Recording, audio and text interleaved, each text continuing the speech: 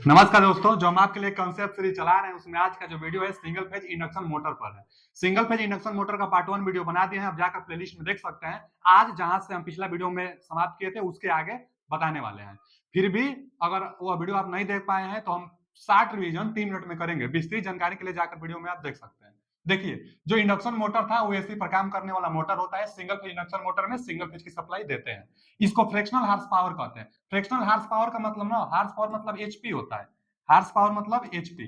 तो जो जो मोटर होगा सिंगल फेज इंडक्शन मोटर, इसका रेटिंग बाटा में होता है, 1/8, 1/12, 1/2, इसलिए फ्रैक्शनल हार्स पावर कहते हैं। नहीं तो वाट में देंगे तो बाटा में नहीं हो पाएगा। तो इसको फ्रैक्शनल हार्स पावर भी सिंगल फेज इंडक्शन मोटर को कहते हैं। यहाँ से सिंगल फेज सप्लाई देते हैं। जो इसका रोटर होता है स्क्वायरल केज रोटर होता है। डोमेस्टिक मोटर इसी को कहते हैं क्योंकि घरेलू कार्यों में इसी का प्रयोग ज्यादा किया जाता है।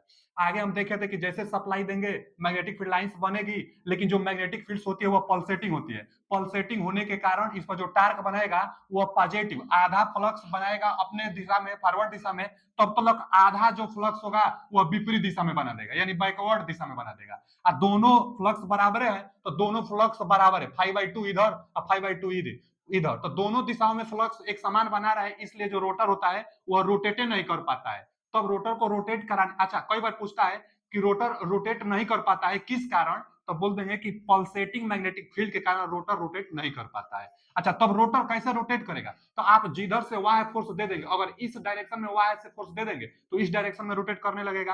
अगर इस डायरेक्शन में अगर फोर्स दे देंगे तो इस डायरेक्शन में रोटेट करने लगेगा।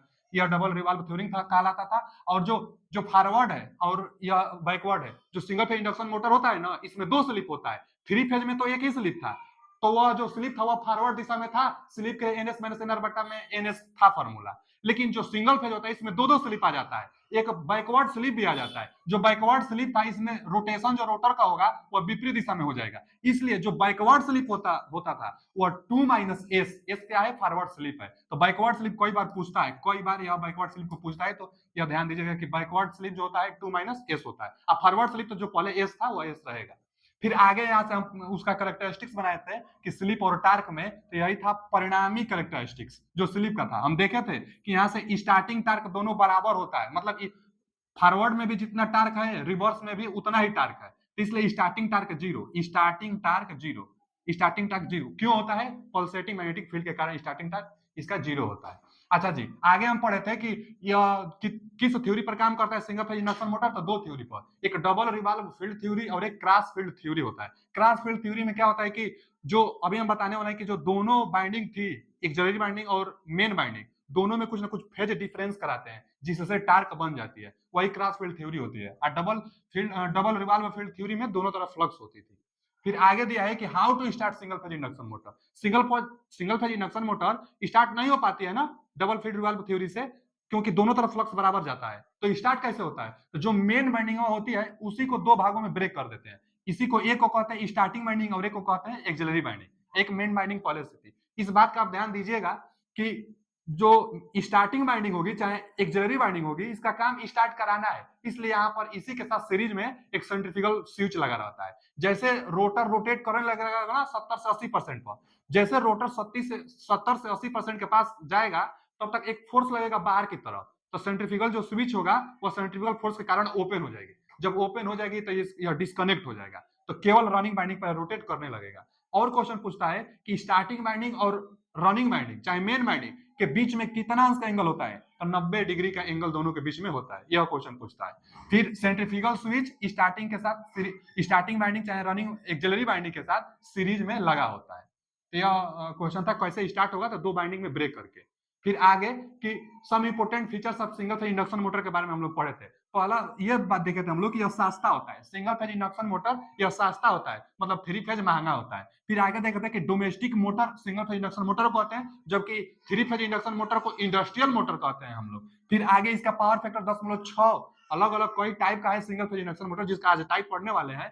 तो लगभग में औसतन 10.6 लैगिंग बताया गया था, जबकि जो 3 फेज इंडक्शन मोटर था उसका जो पावर फैक्टर हम कितना बताए थे? 10.85 लैग, चाहे 10.95 भी कहीं कहीं देता है, मतलब हाई पावर फैक्टर होता है 3 फेज इंडक्शन मोटर का। फिर इसका जो रोटर होगा स्क्वायरल केज होगा, उसका स्लिप रिंग और स्क्वायरल केज दोनों हो सकता है। और इसका रनिंग बाइंडिंग और स्टार्टिंग बाइंडिंग में 90 अंश का कोण होता है। और नॉट सेल्फ स्टार्टेड यह है, यह not self started single phase है, जबकि 3 फेज तो सेल्फ स्टार्टेड था।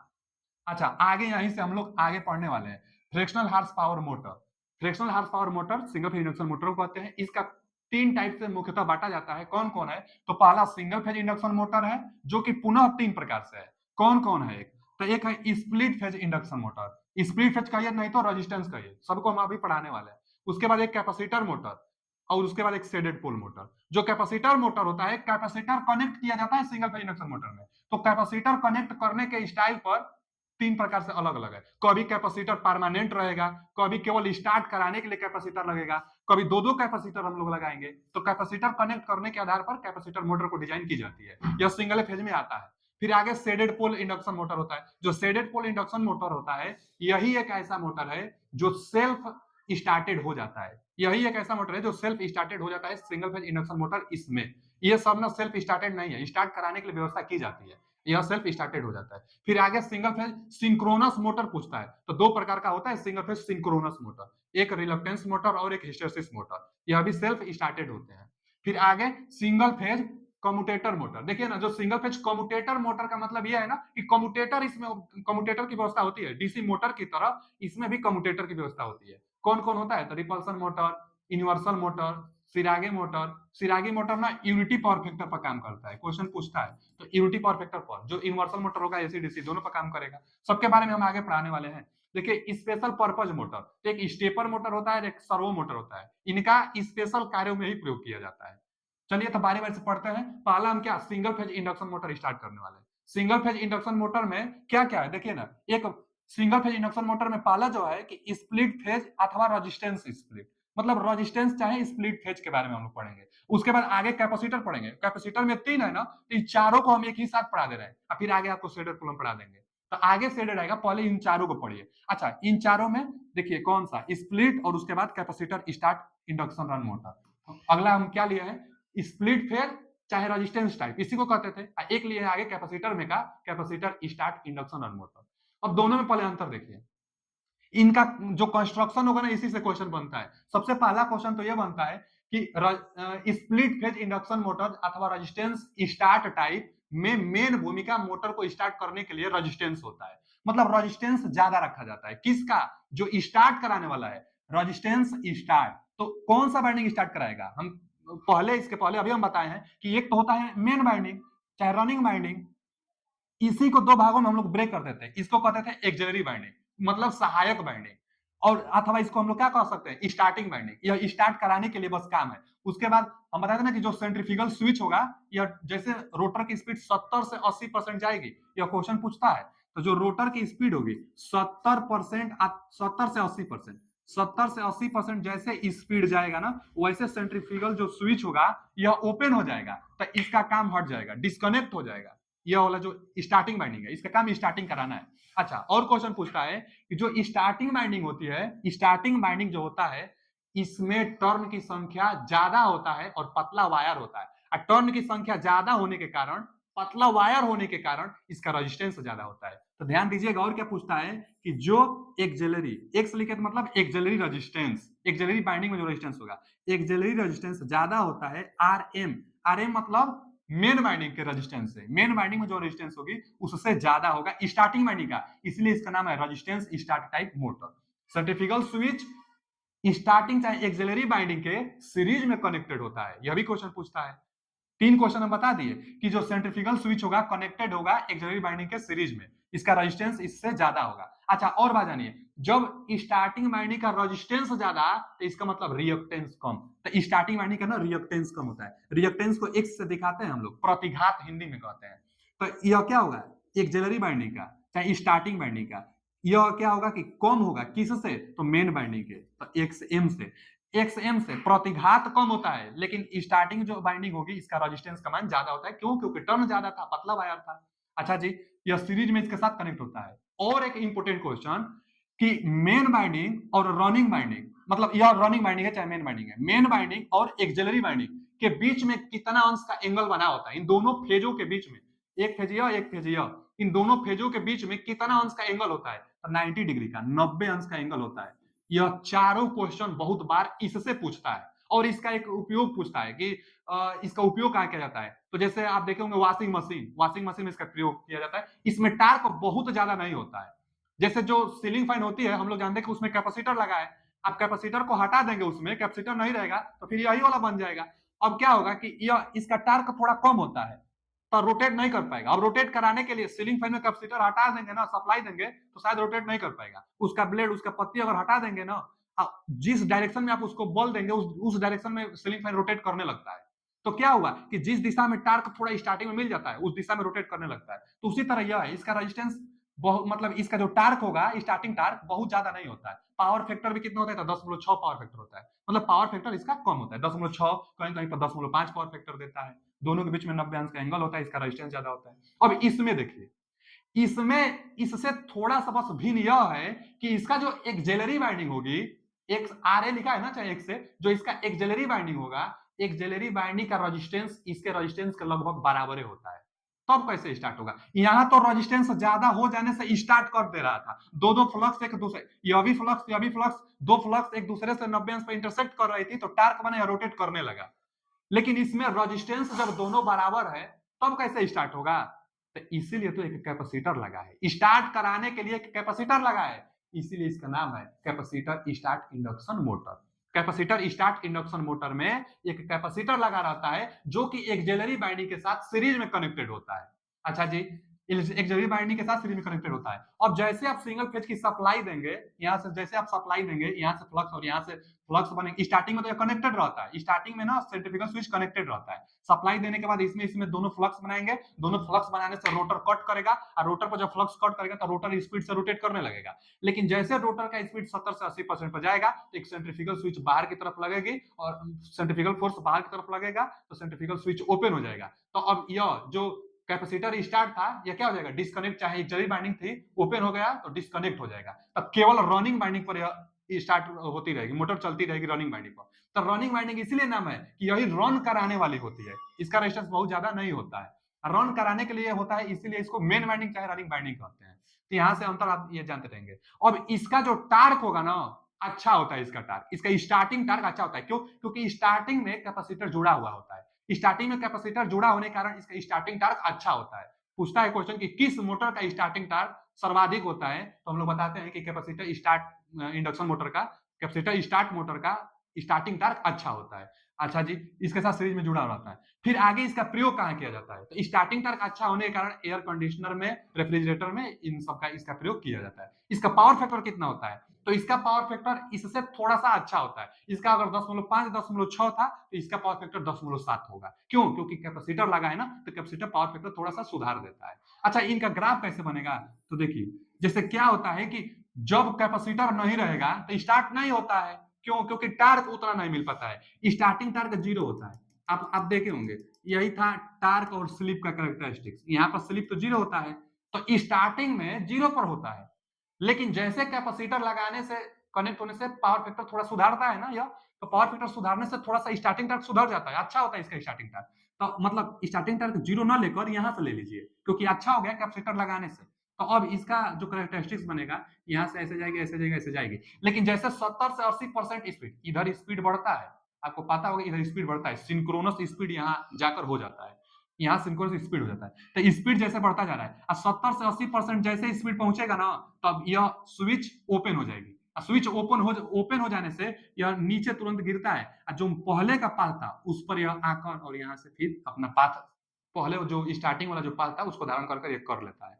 तो स्टार्टिंग टार्क बढ़ाता कौन है? कैपेसिटर स्टार्टिंग टार्क थोड़ा बढ़ा देता है। तो यहाँ से क्वेश्चन पूछ जाता है कि इसका टार्क अच्छा होता है, और सेंट्रीफ्यूगल स्विच इसके साथ सीरीज में एक्सिलरी वाइंडिंग के जुड़ा रहता है, 70 से 80% पे यह ओपन हो जाता है। अच्छा, जो आगे कैपेसिटर में अगला जो था कि परमानेंट कैपेसिटर, अब यह बाइंडिंग और यह कैपेसिटर परमानेंट जुड़े रहेंगे। यहां सेंट्रीफ्यूगल स्विच नहीं लगा होता है, सेंट्रीफ्यूगल स्विच यहां पर नहीं होता है, इसलिए इसका नाम ही है permanent capacitor motor. Permanent capacitor motor में जो कैपेसिटर होगा एक्सिलरी वाइंडिंग के साथ परमानेंट कनेक्टेड रहेगा। अच्छा जी, जैसे सिंगल फेज सप्लाई देंगे, यहां से भी फ्लक्स, यहां से भी फ्लक्स, फिर कैपेसिटर लगा है, तो स्टार्टिंग टार्क थोड़ा अच्छा रहता है इसका। और परमानेंट रूप से इसका प्रयोग कहां किया जाता है? जैसे सीलिंग फैन में, सीलिंग फैन में परमानेंट कैपेसिटर लगा रहता है, कैपेसिटर वो डिस्कनेक्ट नहीं होता है, सीलिंग फैन में प्रयोग होता है। तो टार्क लगभग कांस्टेंट हमेशा बनाई रहती है। यह बहुत ज्यादा इसका टार्क नहीं होता है, लेकिन टार्क कुछ अच्छा होता है जिसे यह रोटेट कर सके। तो सीलिंग, अब यही कैपेसिटर अब हटा देते हैं तो स्टार्ट नहीं होता है, क्यों? क्योंकि इसका और इसका रेजिस्टेंस बराबर होता है, और रेजिस्टेंस बराबर होने से यह स्टार्ट नहीं होगा। स्टार्ट नहीं होगा तो आप जिस दिशा में फोर्स देंगे उस दिशा में फिर स्टार्ट हो जाएगी। नहीं तो कैपेसिटर लगाइए या टार्क बढ़ाकर, और एक्सिलरी बाइंडिंग में सीरीज में कनेक्ट होने से टार्क बढ़ा देने से यह रोटेट कराने लगती है। तो कैपेसिटर का काम है थोड़ा सा स्टार्टिंग में टार्क प्रदान करना, इसका कैपेसिटर का काम है। तो यह परमानेंट कैपेसिटर में परमानेंट कनेक्टेड होती है, सीलिंग फैन में इसका प्रयोग किया जाता है। जो आगे है कि capacitor start, capacitor run motor, चाहे इसी को और कहते हैं कि two value capacitor. Two value capacitor में दो कैपेसिटर लगा रहेगा, चाहे इसमें भी देखिए कैपेसिटर स्टार्ट और कैपेसिटर रन, यानी एक तो कैपेसिटर स्टार्ट है और एक कैपेसिटर रन है। तो कनेक्शन देखिए, कनेक्शन से क्वेश्चन पूछता है कि कौन किसके साथ सीरीज में होता है, कौन क्या होता है। तो अब यहाँ पर दो कैपेसिटर है, तो भैया एक कैपेसिटर स्टार्ट के लिए है और एक कैपेसिटर रन के लिए। जहां सीआर लिखा है कैपेसिटर स्टार्ट के लिए, जहां सीएस लिखा है यह कैपेसिटर, देखिए सीएस लिखा है कैपेसिटर स्टार्ट के लिए और सीआर लिखा है यह कैपेसिटर रन के लिए। कैपेसिटर रन का मतलब कि यह हमेशा कंटिन्यू जुड़ा रहेगा परमानेंट कैपेसिटर की तरह। यह जो कैपेसिटर है परमानेंट जुड़ा रहेगा, देखिए इसमें कोई सेंट्रीफ्यूगल स्विच नहीं है। जबकि जो सीएस है, सीएस मतलब स्टार्ट करने के लिए जो कैपेसिटर लगा है, यह सेंट्रीफ्यूगल स्विच के साथ कनेक्ट में होता है। तो पूछता है क्वेश्चन, तो जो स्टार्ट कैपेसिटर होगा वह सेंट्रीफ्यूगल स्विच के साथ एक्सिलरी बाइंडिंग में कनेक्टेड होगा। अच्छा कैसे कनेक्टेड होगा, तो सीरीज में हम लोग बताएंगे कि सीरीज में कनेक्टेड होगा, क्योंकि फिर यह ओपन हो जा रहा है, ये खुद है। तो सेंट्रीफ्यूगल स्विच के साथ स्टार्टिंग कैपेसिटर लगा रहता है। अब कई बार पूछता है कि जो स्टार्ट कैपेसिटर होता है यह कैसा कैपेसिटर होगा, तो पेपर चाहे ऑयल इमर्ज होला, चाहे हम लोग क्या कहेंगे पेपर कैपेसिटर कहेंगे। तो स्टार्टिंग जो कैपेसिटर होती है, लिख देते हैं यहाँ पर, जो सीएस है स्टार्टिंग कैपेसिटर है, यह पेपर कैपेसिटर है। पेपर कैपेसिटर, पेपर लपट कर जो कैपेसिटर बनाए जाते हैं पेपर कैपेसिटर। और जो कैपेसिटर और रनिंग कैपेसिटर है यह इलेक्ट्रोलाइट कैपेसिटर होती है। इलेक्ट्रोलाइट क्वेश्चन यहीं से पूछता है, इलेक्ट्रोलाइट, इलेक्ट्रोलाइट कैपेसिटर, इलेक्ट्रोलाइट, ठीक, इलेक्ट्रोलाइट कैपेसिटर। अच्छा जो इलेक्ट्रोलाइट कैपेसिटर है इसका मान कितना होगा, और जो पेपर कैपेसिटर है इसका मान कितना होगा। पेपर कैपेसिटर स्टार्ट करने के लिए, तो स्टार्ट करने के लिए ना इसका जो माइक्रोफैरेड होगा बहुत ज्यादा होता है, कैपेसिटर की जो रेटिंग होगी कितना होगी, तो 70 माइक्रोफैरेड से तो ऊपर होता है। कई बार देता है कि 250 माइक्रोफैरेड के आसपास, तो 250 माइक्रोफैरेड के आसपास, क्योंकि उसका बस स्टार्ट कराना है काम। जो जो रनिंग कैपेसिटर होगी, जो रनिंग कैपेसिटर जो इलेक्ट्रोलाइट कैपेसिटर होती है, जो इलेक्ट्रोलाइट कैपेसिटर होता है इसका जो रेटिंग होता है बहुत कम होता है, 70 माइक्रोफैरेड से कम होता है। सीलिंग फैन में तो 2.5 माइक्रोफैरेड, 2.5 से 3 माइक्रोफैरेड का प्रयोग किया जाता है। मतलब ये लोग क्या कहते हैं, परमानेंट कैपेसिटर जो रनिंग कैपेसिटर होंगे ना इनकी रेटिंग कम होगी, 70 माइक्रोफैरेड से कम। तो देता है कई बार कि 2 से 40 से 45 50 60 70, तो 2 से 70 माइक्रो थायराइड तक रेटिंग होता है जो रनिंग कैपेसिटर होता है उसका। अच्छा जी, इसका टार्क भी अच्छा होगा क्योंकि एक कैपेसिटर स्टार्ट कराने के लिए है और एक कैपेसिटर रन कराने के लिए है, तो इसका टार्क भी अच्छा होता है। इसका पावर फैक्टर भी अच्छा होता है, तो इसका पावर फैक्टर ज्यादा होता है, ठीक है ना, इसका पावर फैक्टर ज्यादा। अच्छा सबसे ज्यादा टार्क इसका होगा, तो सबसे ज्यादा टार्क अगर पूछ देगा ना तो जो स्टार्टिंग कैपेसिटर लगा था उसी का टार्क सबसे ज्यादा होगा। और सबसे पावर फैक्टर अच्छा किसका होगा, तो फिर इसका होगा। टू वैल्यू कैपेसिटर का पावर फैक्टर सबसे अच्छा होता है। तो कौन किसके साथ कंस्ट्रक्शन में होता है यही क्वेश्चन पूछता है, और 90 डिग्री पर तो सब में था, जो एक्सिलरी बाइंडिंग और रनिंग बाइंडिंग थी सब में 90 डिग्री पर था। तो यही क्वेश्चन बार बार पूछता है। देखिए हम क्या क्या पढ़ा दिए बाबू, यहाँ से देख लीजिए, फिर अब आगे क्या पढ़ाने वाले हैं इमेज आपके दिमाग में बननी चाहिए। हम अभी पढ़ाए हैं single phase induction motor. Single phase induction motor में स्प्लिट चाहे रेजिस्टेंस टाइप बता दिए थे। यहाँ पर कैपेसिटर कुछ नहीं होता है, यहाँ पर जो एक्सिलरी बाइंडिंग होती है रेजिस्टेंस ज्यादा रखा जाता है, वही स्टार्ट कराता है इस मोटर को। अच्छा जी, जो कैपेसिटर मोटर था इसमें एक कैपेसिटर स्टार्ट के लिए था, एक कैपेसिटर परमानेंट था और एक टू वैल्यू कैपेसिटर था। जो कैपेसिटर परमानेंट होता है इसका पावर फैक्टर 10.7, सबसे पावर फैक्टर ज्यादा 10.8 10.9 भी दे देता है, तो 10.9 पावर फैक्टर इसका होता है। सबसे ज्यादा power factor two value capacitor का होता है। इसमें दो कैपेसिटर लगे होते हैं, एक इलेक्ट्रोलाइट कैपेसिटर होता है जो कि रनिंग कैपेसिटर कहलाता है, और एक पेपर कैपेसिटर होता है जो कि स्टार्टिंग कैपेसिटर कहलाता है। तो टू वैल्यू कैपेसिटर होता है। कैपेसिटर स्टार्ट, इसका काम कैपेसिटर का केवल स्टार्ट कराना होता है, इसी का टार्क सबसे ज्यादा होगा। तो इतना तो हम पढ़ा दिए। तो अब आगे क्या पढ़ने वाले हैं हम लोग, शेडेड पोल मोटर पढ़ने वाले हैं। शेडेड पोल मोटर हम लोग आगे पढ़ने वाले हैं। तो चलिए अब शेडेड पोल पर, इतना तो अब पढ़ लिए, अब शेडेड पोल मोटर पर। तो देखिए जो शेडेड पोल इंडक्शन मोटर होता है, shaded pole single phase motor. Shaded pole पहले इसको कहते क्यों है, shaded pole shaded induction motor इसको क्यों कहते हैं, तो जो shaded pole single phase induction motor होता है, यह इंडक्शन के सिद्धांत पर काम तो करेगा ही, लेकिन यही एक ऐसा मोटर है, पहले तो यही एक ऐसा मोटर है जो सेल्फ स्टार्टेड मोटर है, सेल्फ स्टार्ट हो जाती है। लेकिन सेल्फ स्टार्ट करने के लिए एक कला इसमें की जाती है कि जो पोल होगा, जो स्टेटर होगा और स्टेटर के पास जो पोल होगा, पोल को थोड़ा ना कट कर जाते हैं। देखिए इसमें इधर कट, तो इसमें उस साइड में कट, एक लेफ्ट साइड में एक राइट साइड में थोड़ा पोल को कट कर दी जाती है। ठीक, अब पोल को कट करने के बाद दो टुकड़ा में होगा ना, एकदम पूरा भी कट नहीं, बस एक हल्का सा कट निकाल दी जाती है। जब यहाँ पर एक कट निकलेगा, एक यहाँ से कट निकलेगा, तो जो छोटा वाला कट वाला भाग है, इस पर एक कापर का रिंग लगा देंगे। यहाँ पर कापर का रिंग, देखिए यहाँ लिखा है ना शेडिंग क्वाइल, यह शेडिंग क्वाइल कापर का होता है, तो कापर का एक शेडिंग कर देंगे, शेडिंग क्वाइल, और इसी के नाम पर पड़ा है शेडेड पोल मोटर। जो shaded pole single phase motor है, शेडेड इंडक्शन पोल मोटर जो है, तो यह सेल्फ स्टार्टेड होता है और कापर का एक रिंग लगा होता है, शेडिंग रिंग जिसको हम लोग कहते हैं। ठीक है, शेडिंग रिंग है।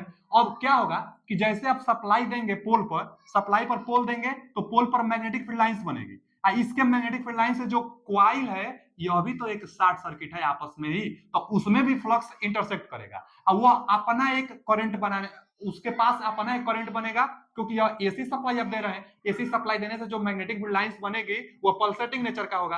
अब पल्सेटिंग नेचर का होने के कारण जो क्वाइल रिंग है उसमें भी एक ईएमएफ इंड्यूस होगा और धारा इंड्यूस होगी, अब वह भी अपना एक फ्लक्स बनाएगा। जो मेन फ्लक्स है और जो शेडेड रिंग का फ्लक्स है, दोनों फ्लक्स इंटरसेक्ट करेंगे और रोटर को घुमाने का प्रयास करेंगे। अच्छा, रोटर किस दिशा में घूमेगा, तो ऑन शेडेड से शेडेड की ओर, यहाँ ऑन शेडेड है तो यह जो मेन फ्लक्स है, यह वाला मेन फ्लक्स है, जो क्वाइल जो कापर रिंग है, यह भी कुछ ना कुछ फ्लक्स बनाएगा, दोनों इंटरसेक्ट करेंगे, तो डायरेक्शन क्या होगा इसका, तो जिधर ऑन शेडेड है, ऑन शेडेड, यहाँ इधर शेडेड है और इधर ऑन शेडेड है, तो ऑन शेडेड से शेडेड की ओर। तो यह कोई बार पूछता है कि जो शेडेड पोल मोटर होता है इसकी डायरेक्शन क्या होती है, तो ऑन शेडेड से शेडेड की तरफ। ठीक है, इसमें शेडिंग क्वाइल का उपयोग क्या होता है, तो सेल्फ स्टार्टेड बनाने के लिए। अच्छा जी, और इसमें क्वेश्चन क्या पूछेगा, और इसमें यह क्वेश्चन पूछेगा कि जो इसका जो रोटर होता है, यह तो शार्टेड विथ रिंग, मतलब क्या होता है ना कि यह आपस इस पर बाइंडिंग हम लोग जो भी किए रहेंगे, तो क्या होती है कि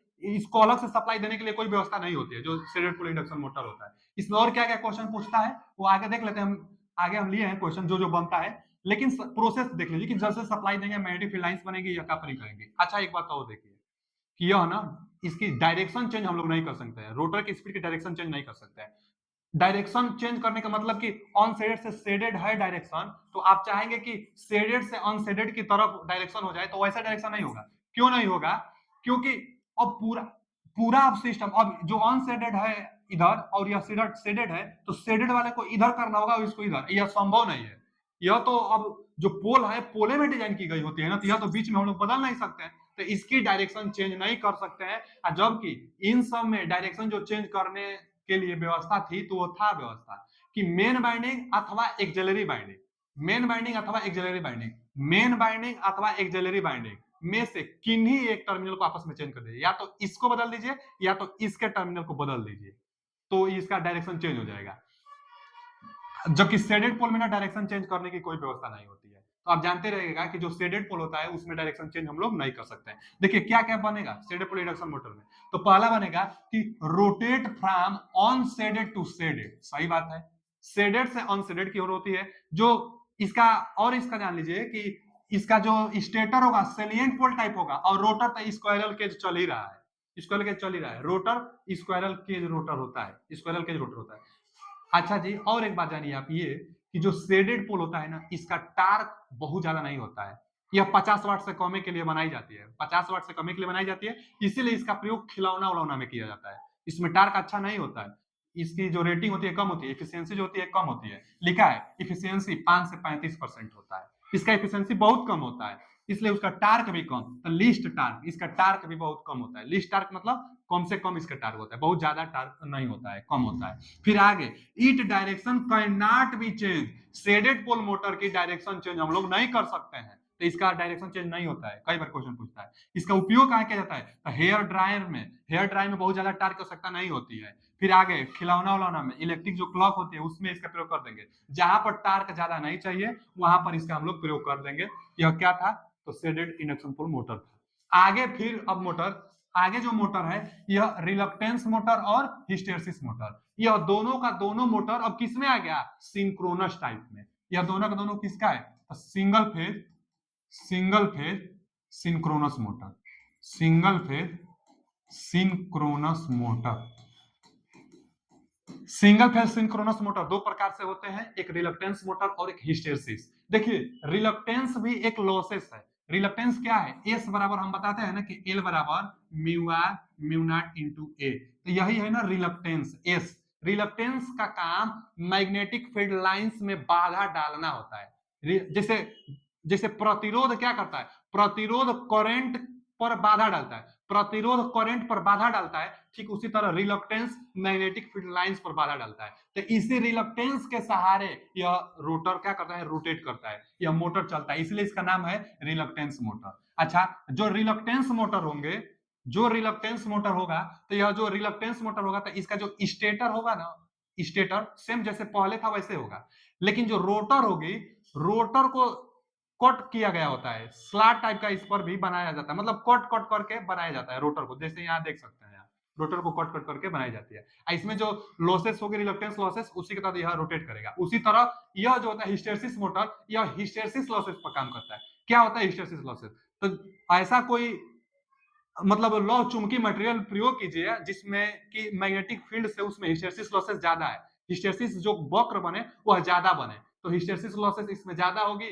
जिससे यह काम करेगा। तो किसका बनाएंगे, तो देखिए जो रोटर होगा smooth cylindrical magnetically Chrome steel का बनाएंगे। यही पूछता है कि हिस्टेरिसिस मोटर में रोटर किसका बना होता है, तो क्रोम स्टील का बना होता है। क्रोम स्टील कैसे काम करता है, तो मैग्नेट जैसे स्टेटर पर सप्लाई देंगे, मैग्नेटिक फील्ड लाइंस बनेगी। अब मैग्नेटिक फील्ड लाइंस बनेगी तो जो रोटर में जो डोमेन होते हैं, डोमेन का मतलब यह होता है ना कि जो लौ चुंबकीय पदार्थ होते हैं उसमें छोटे छोटे डोमेन होते हैं, इधर उधर जिग जैग मोशन करते रहते हैं, जिग जैग मोशन करेंगे, इधर उधर गति करेंगे, लेकिन जैसे मैग्नेटिक फील्ड लाइंस मिलेगी सब के सब एक दिशा में गति करने लगते हैं। जो जिस मटेरियल का बना है उसके छोटे छोटे जो कण होते हैं उसी को डोमेन कहते हैं, या इधर उधर गति करते हैं। जैसे मैग्नेटिक फील्ड लाइंस में सप्लाई देने के बाद जो मैग्नेटिक फील्ड लाइंस बनेगी, तो इसमें जो डोमेन होंगे सब के सब उस जो मैग्नेटिक फील्ड है उसके दिशा में जाने लगेंगे, उसके दिशा में, और उसके दिशा में होने के कारण यह रोटेट करने लगेगी। तो हिस्टेरिसिस मोटर हिस्टेरिसिस लॉसेस पर यह रोटेट करते हैं। इसका जो रोटर होगा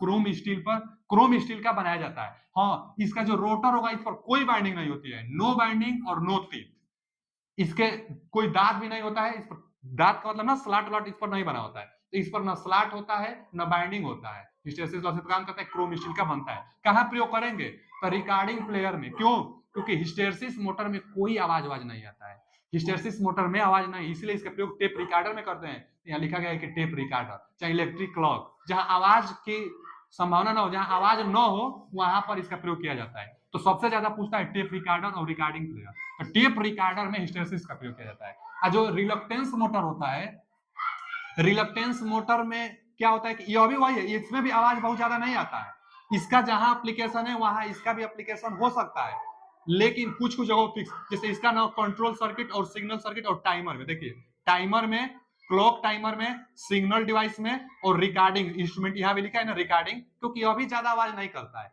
लेकिन अगर ऑप्शन में दोनों, एक ही ऑप्शन में देता है, अगर ऑप्शन में दोनों दे तो रिकॉर्डिंग में आप हिस्टेरिसिस को लगाइएगा, देगा नहीं, दोनों रिलक्टेंस और हिस्टेरिसिस दोनों नहीं देगा, दोनों का लगभग प्रॉपर्टी सेम होता है, दोनों सिंक्रोनस मोटर के अंतर्गत आते हैं। दोनों का जो रोटर होगा लगभग में कांस्टेंट स्पीड सिंक्रोनस स्पीड पर गति करते हैं। यह दोनों का दोनों सेल्फ स्टार्टेड मोटर है, यह सेल्फ स्टार्ट हो जाती है। जबकि थ्री फेज सिंक्रोनस मोटर आगे जो पढ़ाने वाले हैं हम, three phase synchronous motor self started नहीं होता है, जबकि single phase synchronous motor self started होता है। यह सेल्फ स्टार्टेड होता है, सिंक्रोनस स्पीड पर गति करती है। और यह जो होता है rotor same salient pole and not है बाइंडिंग, इस पर भी कोई बाइंडिंग नहीं होती है, बस स्लॉट भले कटा रहता है कि लॉसेस ज्यादा हो उसके बाद रोटेट करे, लेकिन इस पर भी कोई बाइंडिंग नहीं, इस पर भी कोई बाइंडिंग नहीं, यह भी आवाज नहीं करता, यह भी आवाज नहीं करता। तो इसका एप्लीकेशन आप देख सकते हैं कि किसका कहां पर प्रयोग किया जाता है। चलिए आगे चलते हैं।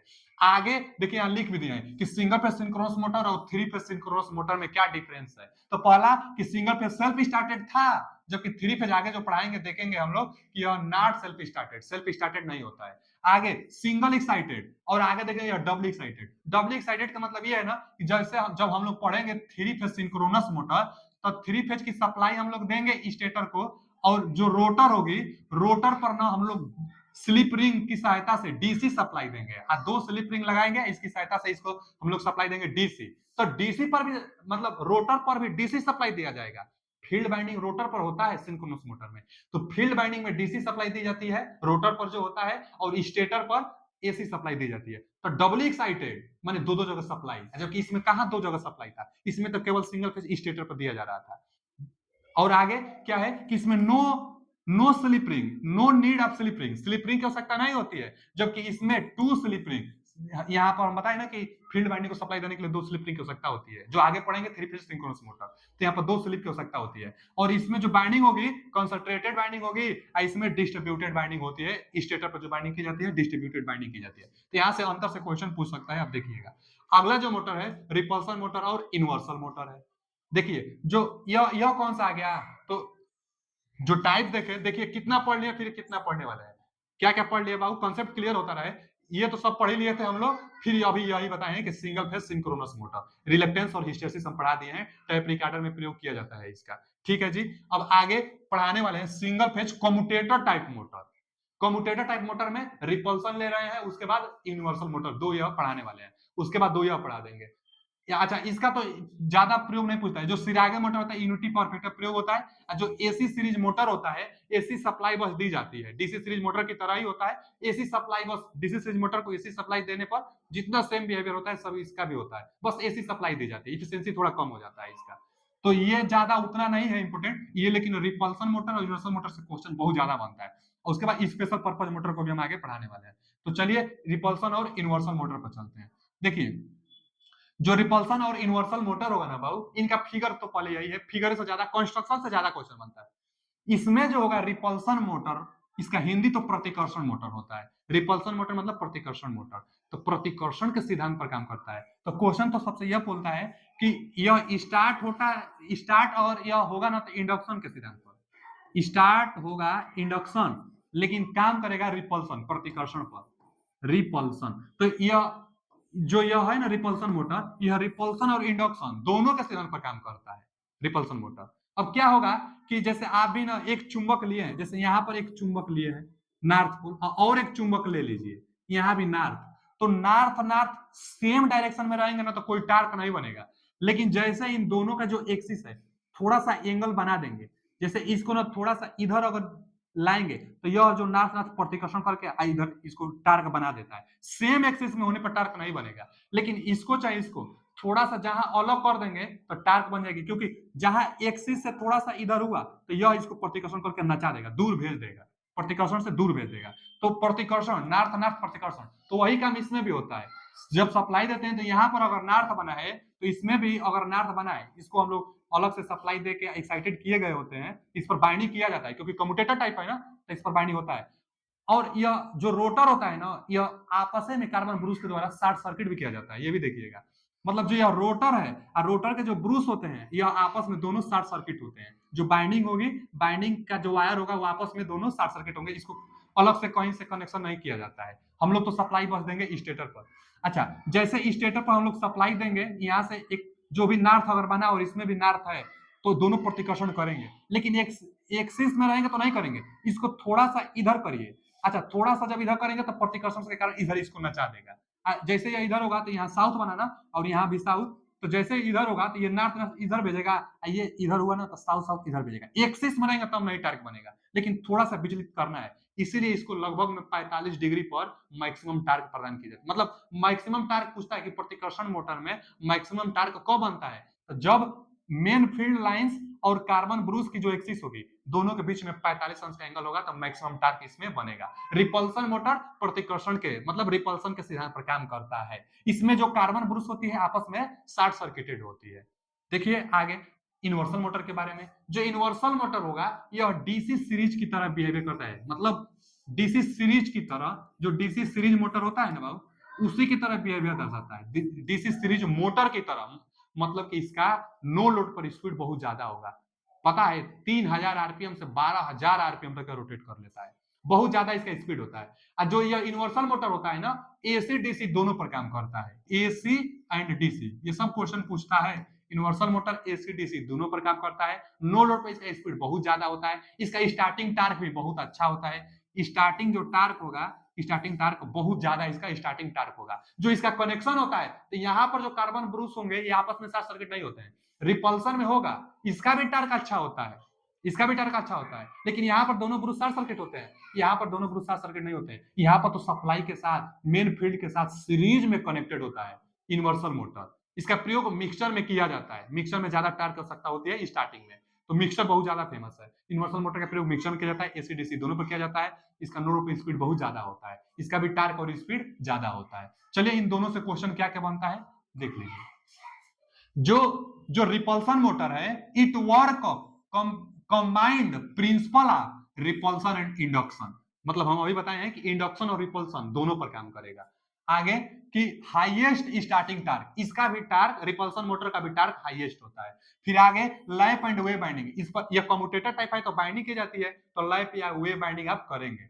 अच्छा, डायरेक्शन ऑफ चेंज, तो by changing position of bruises, angle between Bruce axis and stator field axis must be equal 45 degree. देखिए यह क्या बोल रहा है कि रिपल्सन मोटर की डायरेक्शन चेंज करने के लिए आपको जो ब्रूस का एक्सिस होगा इसको चेंज करना होगा। अगर इसको हम इधर किए हैं तो यहां से टार्क इधर बना रहा है, लेकिन अगर यही इसको हम इधर किए होते, ब्रूस के जो एक्सिस होगा अगर इस डायरेक्शन में किए होते तो यहां से जो टार्क बना था इधर भेजता, इसकी डायरेक्शन ये हो जाती है।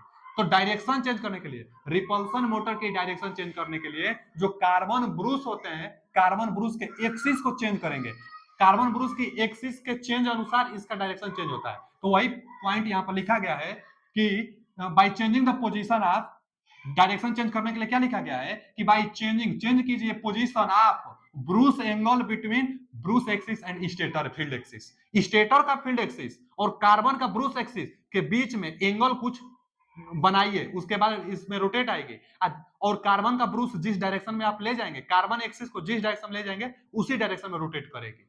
तो डायरेक्शन चेंज करने के लिए कार्बन ब्रूस की एक्सिस को चेंज करिए। और यहाँ पर क्या लिखा गया है कि must be equal to 45 degree, माने 45 डिग्री होने पर टार्क इसमें अधिकतम बनेगा। इसका प्रयोग कहाँ करेंगे, स्टार्टिंग टार्क ज्यादा था तो इसका प्रयोग वेस्ट में करेंगे, प्रिंटिंग प्रेस में करेंगे, स्टार्टिंग टार्क अच्छा था। फिर हाई स्पीड लिफ्ट में करेंगे, स्टार्टिंग टार्क ज्यादा है तो। फिर इलेक्ट्रिक लोकोमोटिव, मतलब ट्रेक्शन जो व्यवस्था होती है ना, ट्रेक्शन प्रणाली, ट्रेक्शन में इलेक्ट्रिक जो ट्रेन होती है उसमें करेंगे। वैक्यूम क्लीनर में भी इसका प्रयोग हो जाता है, लेकिन वैक्यूम क्लीनर का प्रयोग इसमें भी होगा। देखिए यहां दिया है वैक्यूम क्लीनर यूनिवर्सल मोटर में, यह किसका है, यूनिवर्सल का है, यूनिवर्सल। अच्छा, जो यूनिवर्सल मोटर है, जो जो यूनिवर्सल मोटर है इसमें भी वैक्यूम क्लीनर और इसमें भी, तो मारेंगे किस, कौन सा ऑप्शन में दोनों है तो आप यूनिवर्सल मोटर को मारिएगा, क्योंकि यूनिवर्सल मोटर ही मेन भूमिका निभाता है वैक्यूम क्लीनर में, क्योंकि इसका स्टार्टिंग टार्क और अच्छा होता है, इसका नो लोड पर स्पीड बहुत ज्यादा होता है वैक्यूम क्लीनर साफ करने वाला है। तो अगर यूनिवर्सल मोटर नहीं दिया है तब तो आप लगाइएगा रिपल्सन मोटर को। अच्छा, इसका देख लेते हैं, तो work on both AC and DC, बहुत इंपोर्टेंट क्वेश्चन है, यूनिवर्सल मोटर एसी डीसी दोनों पर काम करता है। आगे known as single phase series motor, हम बताए थे कि यह सिंगल फेज जो सीरीज मोटर था, जो डीसी सीरीज मोटर था, ठीक उसी तरह इसका भी कंस्ट्रक्शन बिहेवियर सेम होता है। ये अभी सीरीज में कनेक्टेड था ना, आर्मेचर इसका जो था वो अभी किस में था, सीरीज में कनेक्टेड था, तो एकदम ठीक डीसी सीरीज मोटर की तरह बिहेवियर दर्शाता ही है। फिर आगे speed inversely proportional to the load, हाँ लोड के स्पीड इनवर्सली प्रोपोर्शनल होता है, जैसे ऐसे ग्राफ बनेगा, जैसे जैसे आप लोड बढ़ाएंगे वैसे वैसे स्पीड कम होता जाएगा, और नो लोड पर इसका स्पीड बहुत ज्यादा होता है। फिर आगे दिया है डायरेक्शन चेंज कैसे इसका करेंगे, तो इसका डायरेक्शन चेंज करने के लिए जैसे डीसी मोटर का था, क्या था, आर्मेचर अथवा फील्ड वाइंडिंग का टर्मिनल चेंज करते थे, तो दिया है either by changing field or armature winding, या तो आर्मेचर वाइंडिंग का टर्मिनल चेंज करिए या तो फील्ड वाइंडिंग का टर्मिनल चेंज करिए, डायरेक्शन चेंज हो जाएगा। रिपल्सन में क्या था कि ब्रूस की एक्सिस को चेंज करिए। अच्छा जी, high speed and high starting torque, इसमें स्पीड ज्यादा रहेगा और स्टार्टिंग टार्क ज्यादा रहेगा। Dangerous high speed at no load, no load पर बहुत ज्यादा स्पीड होता है, जैसे डीसी सीरीज मोटर का था। तो यह यूनिवर्सल मोटर से रिलेटेड जानकारी थी। सबसे ज्यादा इसका प्रयोग मिक्सचर में, फूड मिक्सचर में यूनिवर्सल मोटर का प्रयोग किया जाता है, कई बार क्वेश्चन पूछता है, और ड्रिलिंग मशीन वाला भी पूछता है, तो ड्रिलिंग मशीन में भी यूनिवर्सल मोटर का प्रयोग किया जाता है। तो उम्मीद है कि समझ गए होंगे, यहाँ से जो क्वेश्चन बनता है सब हम लिख दिए हैं। फिर आगे एक और था स्टेपर मोटर और सर्वो मोटर, यह स्पेशल पर्पज के लिए था, जो स्पेशल पर्पज का मतलब ना एक स्पेसिफिक उद्देश्य के लिए इसको डिजाइन किया जाता है स्पेशल मोटर को। स्पेशल मोटर कौन कौन से है? तो स्पेशल मोटर में पहला स्टेपर मोटर और दूसरा सर्वो मोटर। देखिए स्टेपर मोटर के नाम से पता चल रहा है कि यह ऐसा मोटर होगा जो स्टेप बाय स्टेप रोटेट करेगी, इसलिए इसका प्रयोग क्लॉक में करेंगे, घड़ी में। जो घड़ी में मोटर होती है वह कैसे चलती है? घड़ी में मोटर तो कुछ एंगल पर वह चलती है, कुछ एंगल बना बनाकर स्टेप वाइज चलती है, इसलिए स्टेपर मोटर का ऐसे स्थानों पर प्रयोग किया जाता है। और जो सर्वो मोटर होता है यह भी ठीक वैसे ही चलता है स्टेपर मोटर की तरह, इसलिए इनका प्रयोग कहाँ किया जाता है? तो रोबोटिक में। जो रोबोट होता है वो हर काम स्टेप वाइज करता है, तो कितना एंगल पर काम कराना है तो इन्हीं दोनों मोटर का प्रयोग करेंगे। इन दोनों में सबसे अच्छा सर्वो मोटर होता है। सर्वो मोटर जो होता है दो प्रकार से होता है, एसी सर्वो मोटर और डीसी सर्वो मोटर। तो जो डीसी सर्वो मोटर होगा, यहाँ लिखे ना कि AC servo motor generally preferred for low power, मतलब कम पावर पर काम कर लेगा एसी सर्वो मोटर, और डीसी जो सर्वो मोटर होगी वह ज्यादा पावर लेगी। अच्छा, इन दोनों में अंतर एक बात की है कि इसमें कोई फीडबैक देने के लिए व्यवस्था नहीं होती है। जैसे जो मोटर है अगर 30 डिग्री रोटेट करने के लिए डिजाइन की गई है, अब by the way 15 degree he rotate कर गई, तो कोई इसको बताने के लिए नहीं है कि उसमें सिस्टम कोई नहीं होता है कि 15 ही डिग्री रोटेट की है, थोड़ा और आगे रोटेट करना है, कोई व्यवस्था नहीं होती है। जबकि जो सर्वो मोटर होता है इसमें फीडबैक की व्यवस्था होती है। फीडबैक मतलब क्लोज्ड लूप की व्यवस्था होती है। इसमें क्या होता है कि यदि 30 अंश के एंगल पर इसको घुमाने के लिए मोटर को डिजाइन किया गया है, तो मान लीजिए कि यह 15 ही डिग्री घूमा, तब तक फीडबैक इसको सूचना देगा कि अभी 15 डिग्री ही आप घूमे हैं, तो 15 डिग्री और घूम जाएगा। यह एकदम अचानक काम होता है, बहुत तेज काम होता है। तो मतलब कि इससे अच्छा ये है, जितना डिग्री पर चाहिए उतना डिग्री पर एकदम अच्छा, बहुत सावधानी से एकदम एक्यूरेसी के साथ यह ले जाएगी, जबकि यह ले भी जा सकते हैं, नहीं भी ले जा सकती है स्टेपर मोटर। इसमें और क्या लिखा है कि डेटेंट टार्क पूछता है कि डेटेंट टार्क किस प्रकार के मोटर में बनता है, तो डेटेंट टार्क स्टेपर मोटर में, स्टेपर मोटर और इसमें भी डेटेंट टार्क बनता है। डेटेंट टार्क का मतलब कि वह टार्क जो स्टेप बाय स्टेप है, वह टार्क जो स्टेप बाय स्टेप मिले उसको डेटेंट टार्क कहते हैं। तो डेटेंट टार्क अगर यह डिजिटल टू एनालॉग कन्वर्टर, यह डिजिटल डिजिटल सर्किट पर काम करता है, मतलब डिजिटल सप्लाई पर यह काम करता है और डिजिटल को एनालॉग में कन्वर्ट करता है। तो digital to analog converter stepper motor होता है, डिजिटल सिग्नल पर काम करता है। It have no brushes, no binding and commutator, इसमें ब्रूस बाइंडिंग कम्यूटेटर ये सब की व्यवस्था नहीं होती है। यहां दिया है कि डिवाइस क्या दिया है कि it consist of electric motor, यह किससे बना होता है? तो इलेक्ट्रिक तो मोटर रहेगा ही, प्लस प्लस फीडबैक के लिए व्यवस्था रहेगी, फीडबैक डिवाइसेस रहेगा और इलेक्ट्रॉनिक कंट्रोलर रहेगा। इसको कंट्रोल करने के लिए इलेक्ट्रॉनिक कंट्रोलर और फीडबैक की व्यवस्था कि वही आउटपुट इनपुट की सूचना मिलती रहे उस मोटर को, उसके अनुसार यह काम करे और ज्यादा शुद्ध रूप से काम करते सर्वो मोटर। अच्छा जी, इसका प्रयोग कहां करेंगे? तो रडार में, कंप्यूटर में, रोबोटिक्स में, टॉयज में, खिलौना में। अच्छा, ऐसे पूछ दिया कि किस सिंगल फेज मोटर का प्रयोग खिलौना में किया जाता है, तो खिलौना में ना कम रेटिंग की चाहिए ना, यहाँ हाई रेटिंग के लिए सब है, कम रेटिंग के लिए चाहिए तो क्या हम बताए थे? सबसे जो पहला था खिलौना उलौना में, तो shaded ring pole, shaded ring pole खिलौना में, क्योंकि उसका टार्क बहुत कम होता है, तो शेडेड पोल का प्रयोग खिलौना उलौना में किया जाता है।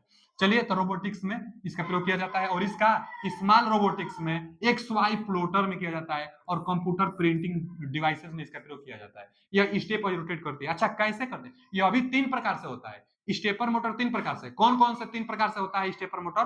तो एक तो वेरिएबल रिलक्टेंस स्टेपर मोटर होता है, एक परमानेंट रोटर स्टेपर मोटर होता है, और तीसरा जो है हाइब्रिड स्टेपर मोटर होता है। तो 3 प्रकार से, तीनों का सिद्धांत एक ही है।